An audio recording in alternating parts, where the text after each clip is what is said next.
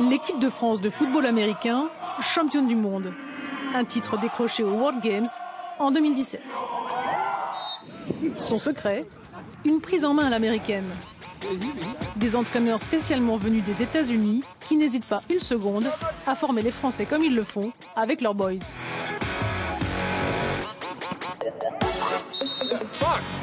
You better get your fucking juices flowing. I want Claudio Jacquin out here. Come on, I'm gonna call you out today. Let's go. All right. All right, let me. Les subtilités du football américain n'ont plus de secret pour l'équipe de France. En revanche, pour la langue de Shakespeare, c'est un autre sport. Why is he diving for the ball?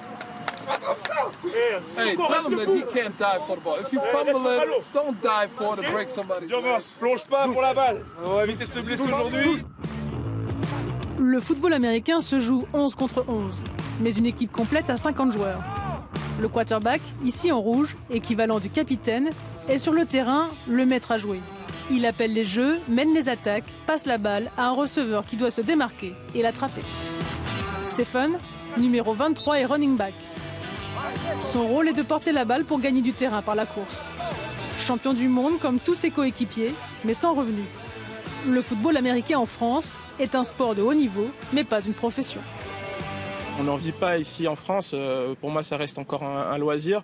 Mais on y a recommencé comme un joueur, en payant ma licence, comme tous les joueurs. Et d'arriver à ce niveau-là, maintenant jouer pour l'équipe de France, je trouve ça exceptionnel.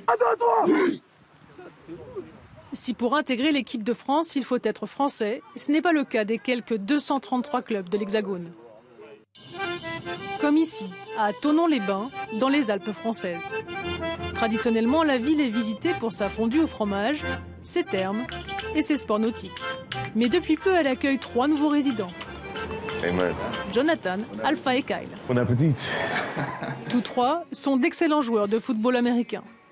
Ils viennent de signer pour les Black Panthers de Thonon, l'un des meilleurs clubs en France. Au petit déjeuner, omelette ketchup et croissant avant l'entraînement. I chose this place because I like that small town vibe.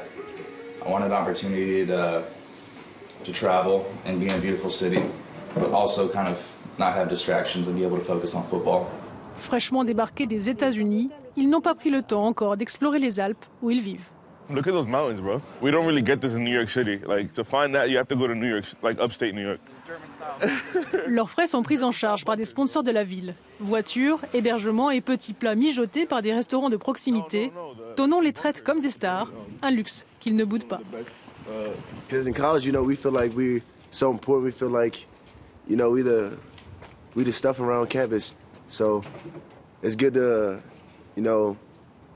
have people see that and make you feel the same way. Bonjour. Les Américains ne sont pas les seules bonnes prises de Thonon. Les Black Panthers ont également recruté un entraîneur de Montréal. J'aime les montagnes, les Alpes. J'ai adoré le coin ici. Et de plus, c'est ce que j'aimerais faire comme métier au Canada. De revenir ici, me donner une deuxième année pour bâtir un CV, bâtir un peu de notoriété. C'est juste bon pour mon avenir au Canada. Les Black Panthers ont su saisir cette opportunité. Recruter des entraîneurs et des joueurs nord-américains de haut niveau qui ont échoué à un cheveu près dans leur pays. Même si on est en hang, c'est toi qui descends d'en haut, OK?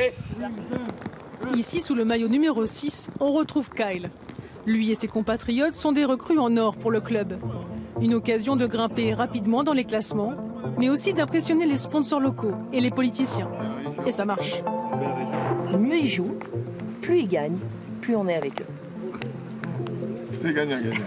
C'est gagnant-gagnant. Au point que le maire de la ville ait décidé d'investir dans l'achat d'un terrain de football américain pour 1,5 million d'euros. Il n'y en a que 10 en France, un choix sans regret. Alors, je dois vous dire qu'une de mes coquetteries le lundi matin, autour d'un petit expresso, c'est de lire l'équipe et puis de voir les exploits des Black Panthers dans la presse nationale. Il y a 30 ans, Benoît créait avec ses 3 amis les Black Panthers. Aujourd'hui, il est président du club et doit gérer un budget annuel d'1,5 million d'euros. On reste une petite ville.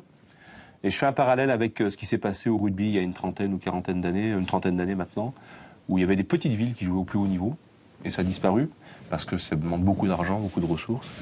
Et pour nous, ça va être le défi de rester au plus haut niveau de notre discipline, encore 10 ans, 20 ans, je ne sais pas. Les adeptes de cette discipline sont de plus en plus nombreux dans le pays. Plus de 15 000. La France a un appétit d'ogre pour ce sport. Particulièrement ici, à Créteil, en banlieue est de Paris. Les licenciés jouent au foot sur un terrain de rugby. Pas de quoi démotiver le jeune Mohamed.